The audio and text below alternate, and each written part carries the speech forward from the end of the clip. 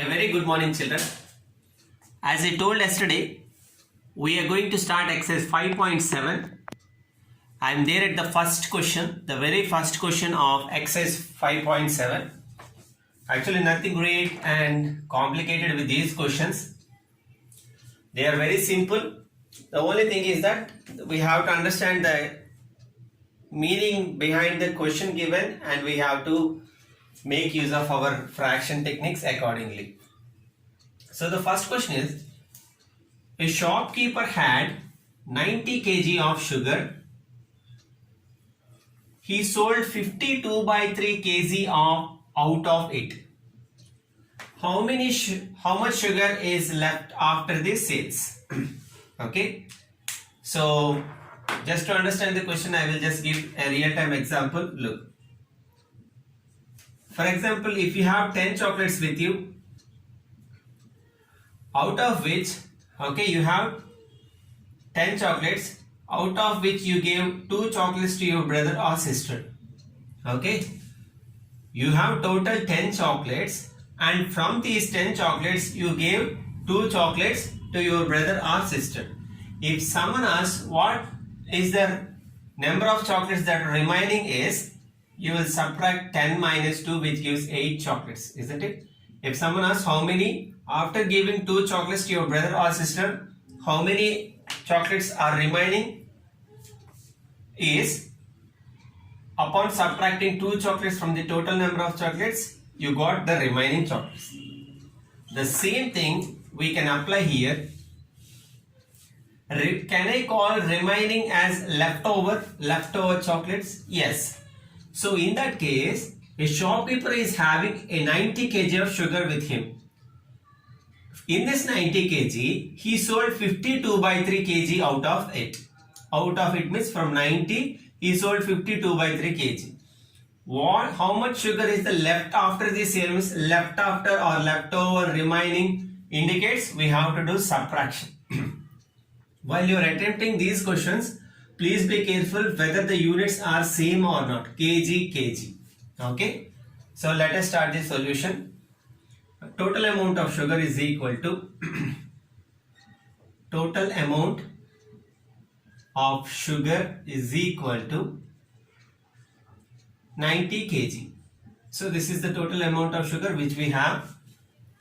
From this, amount of sugar sold is equal to amount of sugar sold is equal to 52 by 3 kg.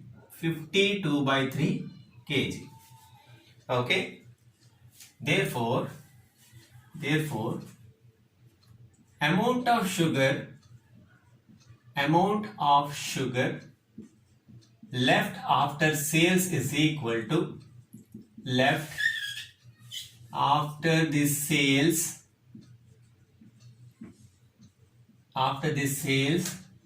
is equal to, we have to subtract from this 90 minus 52 by 3. 52 by 3. This is something which we can do as difference between the two fractions. If there is no denominator, we'll take it 1. So 90 by 1 minus, we have to convert this mixed fraction, children. So 3 times 50 is 150. 150 plus 2, 152. 152 by 3. So being the unlike fractions, what you will do, LCM of denominators, and if there is 1 in one of the numbers, you can directly multiply. LCM of denominators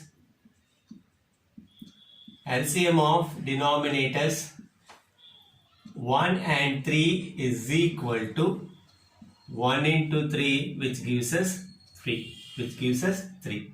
So the first fraction is 90 by 1. This should be multiplied by a fraction so that the denominator should be 3. So 1 times 3 gives us 3. So give this 3 to numerator. 90 times 3 is 270. And the other hand, we have 152 by 3. This should be multiplied by 1 by 1 so that you will get the fraction as 152 by 3. Now both the fractions became like fractions. Therefore 270 by 3 minus 152 by 3 is equal to 270 minus 152 by 3 okay, which gives us 118 by 3. Okay, 270 minus 152 gives us 118. Here we have a chance of converting this into mixed fraction. So 118 divided by 3. 3 times 3 is 9. Remainder is 2, 28. 3 times 9 is 27. You will get 1. Okay, 1 as the remainder.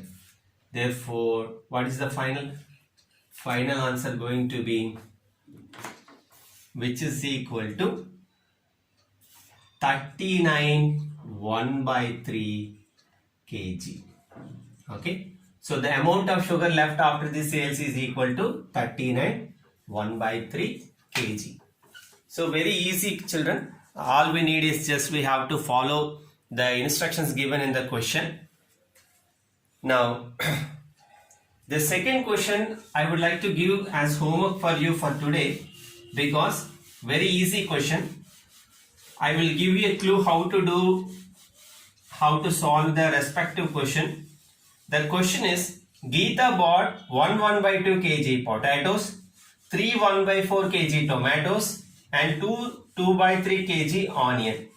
So they asked us what was the total quantity of vegetables she bought. So total means what we will do, we will add each. So the answer will be 1 by 2 plus 3 1 by 4 plus 2 3 by 8. So you know how to do this question. So you will add potatoes plus tomatoes plus onion. Then you will get the final answer. So total means addition. Hence do this second question as homework, children. Just use simple wording. Amount of potatoes is equal to amount of tomatoes is equal to, you write, and then you add. Therefore total vegetables is equal to, and you add. Hope you understood. Now let us see the third question, children, which is going to be the CW itself. So the third question is, an electricity pole is 11 2 by 3 meters long. If 2 1 by 3 meters is under the ground, how much length of the pole is above the ground? So just look at the children. In the first statement, the electricity pole is 11 2 by 3 meters. Okay. So if we consider there is an electricity pole like this. Okay. You just, as you know, in order to make it stand firm, some amount will be inside the ground. For example, if this is the ground level. Okay, now you look. An electricity pole is 11 2 by 3 meters long. That means the total length from top to bottom they told, it will be equal to, okay, it will be equal to 11 2 by 3 meters. 11 2 by 3 m. That is the total length of the pole. Now what happened is, if 2 1 by 3 meters is under the ground means this part, okay, the part which is underground is 2 1 by 3 meters. 2 1 by 3 meters. Then how much length of the pole is above the ground? They are asking what could be length of this. Okay. So total length is 11 2 by 3 meters and the part which is under the ground is 2 1 by 3 meters. They are asking this part. Okay. If we observe like this, for example, you know this length and you know from here to here. If someone asks you what is this length means, what we can do, if we subtract this one from this, you will get the length from here to here. The same applies there. So through this we can understand that we have to subtract the respective fractions. So let us see how it goes. Okay. Length of the pole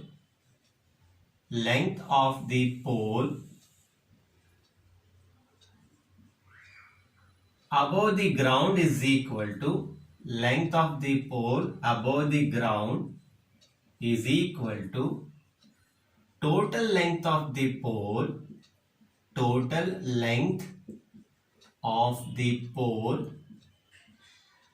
minus length of the pole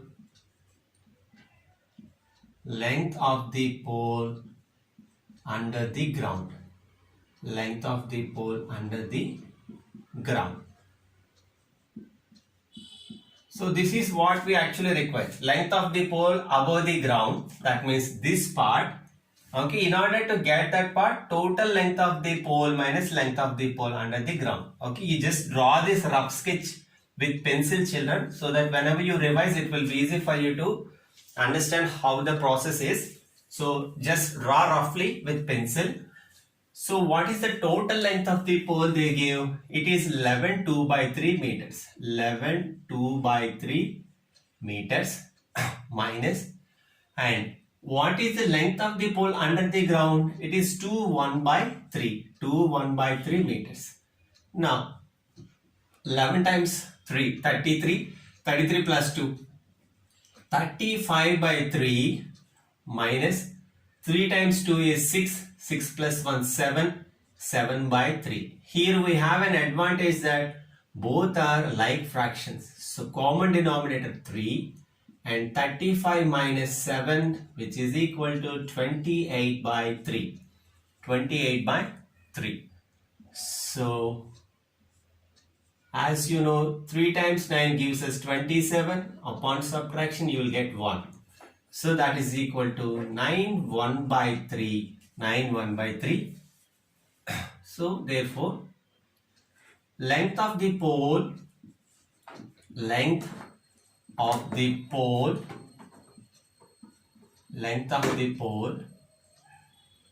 which is above the ground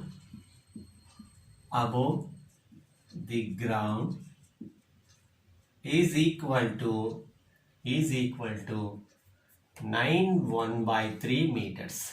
9 1 by 3 meters. So this is the way how we have to analyze the given question, children. So hope you followed it. We'll stop here, and the rest of the questions we'll look in the tomorrow's class. Ensure to do that second question as homework. Have a great day ahead.